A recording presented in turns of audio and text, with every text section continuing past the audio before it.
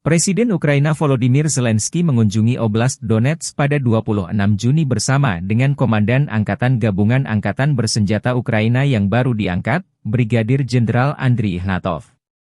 Zelensky mengumumkan pada 24 Juni menunjuk Ignatov menggantikan Letnan Jenderal Yuri Sodol setelah laporan yang belum dikonfirmasi bahwa Sodol menjadi subjek pengaduan resmi ke Biro Investigasi Negara.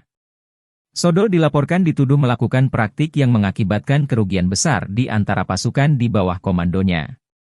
Zelensky mengatakan bahwa ia dan Panglima Tertinggi Angkatan Bersenjata Ukraina Oleksandr Syrskyi secara resmi memperkenalkan Andriy Ignatov kepada semua yang bertanggung jawab atas pertahanan di wilayah Donetsk dan mengunjungi Brigade ke-110 dan ke-47 Angkatan Bersenjata Ukraina. Dua brigade ini salah satu unit elit militer Ukraina. Dalam pidato video yang direkam di depan papan tanda masuk kota Pokrov, Zelensky mengucapkan terima kasih kepada para pembela dan petugas medis di daerah tersebut dan mengatakan bahwa ia telah mengadakan pertemuan terperinci tentang keamanan dan dukungan bagi rakyat. Pokrov, yang terletak sekitar 70 km, 43 mil, di barat laut ibu kota daerah yang diduduki Rusia, Donetsk, dihantam rudal balistik pada 24 Juni, menewaskan sedikitnya 5 orang dan melukai 41 lainnya. Zelensky menekankan perlunya para pejabat untuk secara langsung mengunjungi daerah garis depan, dengan mengatakan bahwa solusi untuk masalah lokal tidak dapat dilihat dari Kiev. Saya terkejut mengetahui bahwa beberapa pejabat terkait tidak berada di sini selama 6 bulan atau lebih, katanya. Akan ada pembicaraan serius, dan saya akan menarik kesimpulan yang tepat mengenai mereka, kata Zelensky.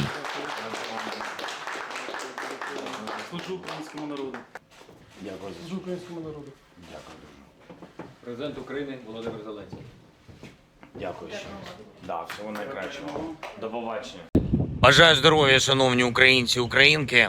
Почав цей день на Донеччині разом з нашими воїнами, разом з головкомом Сирським та новим командувачем Об'єднаних сил генералом Гнатовим. Представив сьогодні офіційно Андрія Гнатова усім, хто відповідає за оборону на Донеччині. Це людина молода, але знання фронту, досвід у нього саме такий, як потрібний. Завдання для генерала Гнатова, очевидно, знищувати окупанта і берегти, дуже важливо, якнайбільше життів наших воїнів. Разом з главкомом сьогодні заслухали доповіді безпосередньо з позицій. Був радий особисто побачити і подякувати нашу 110-ту бригаду та 47-му бригаду. Абсолютно героїчні, результативні хлопці. Подякував нашим бойовим медикам, хлопцям, дівчатам, які роблять найважливіше – стабілізують поранених, рятують, максимально підтримують. Дуже зворушливо бачити таку відданість і бажання допомагати. Провів тут, на Донеччині, нараду щодо безпеки та підтримки людей, детальну нараду. Багато питань і по забезпеченню життя. Це вода, це соціальні питання, евакуація, і по допомозі обороні, по відновленню житла.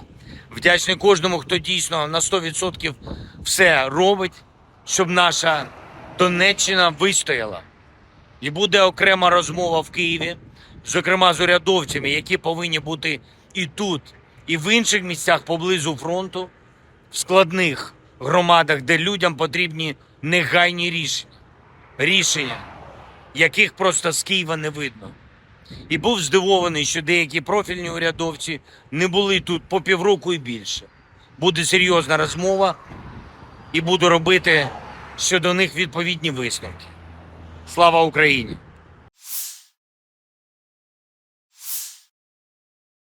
Amerika Serikat mengecam keras rencana Korea Utara mengirim pasukan ke Ukraina membantu Rusia.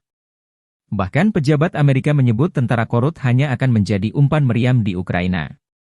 Pada konferensi pers hari Selasa, seorang reporter mendesak Sekretaris Pers Pentagon, Maijen Pat Ryder, mengomentari rumor tentang Korps Konstruksi dan Teknik Korea Utara yang akan memasuki wilayah Ukraina yang sedang berperang melawan Rusia.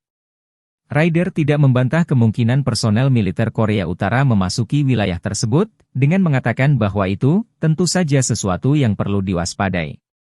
Saya pikir jika saya adalah manajemen personel militer Korea Utara, Saya akan mempertanyakan pilihan saya untuk mengirim pasukan saya menjadi umpan meriam dalam perang ilegal melawan Ukraina, kata Ryder. Media Korea Selatan TV Chosun pertama kali melaporkan bahwa Korea Utara berencana untuk mengirim korps teknik ke Ukraina yang diduduki, mengutip seorang pejabat Korea Selatan.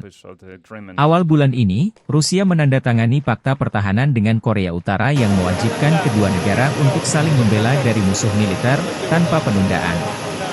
Jika salah satu dari kedua belah pihak berada dalam situasi perang karena invasi bersenjata dari satu negara atau beberapa negara, pihak lain akan memberikan bantuan militer dan bantuan lainnya tanpa penundaan dengan mengerahkan semua sarana yang dimilikinya, demikian bunyi perjanjian tersebut. Pejabat Korea Selatan telah terang-terangan mengkritik fakta tersebut, menganggapnya sebagai ancaman langsung terhadap keamanan nasional mereka. Tidak ada perjanjian eksplisit yang dipublikasikan mengenai keterlibatan Korea Utara dalam perang Rusia-Ukraina yang sedang berlangsung, tetapi Presiden Vladimir Putin berterima kasih kepada pemimpin tertinggi Kim Jong-un atas dukungannya yang tak tergoyahkan dalam konflik tersebut. Staf Umum Angkatan Bersenjata Ukraina melaporkan 27 Juni, militer Rusia total kehilangan 539.320 tentara di Ukraina sejak dimulainya invasi skala penuh 24 Februari 2022. Jumlah kerugian militer Rusia ini termasuk 1.260 korban yang diderita pasukan Rusia selama sehari terakhir. Pasukan Vladimir Putin juga total kehilangan 8.042 tank, 15.459 kendaraan tempur lapis baja, 19.468 kendaraan dan tangki bahan bakar, 14.363 sistem artileri, 1.108 sistem roket peluncur ganda, 868 sistem pertahanan udara, 359 pesawat terbang, 326 helikopter, 11.459 pesawat nirawak, 28 kapal dan perahu, dan 1 kapal selam.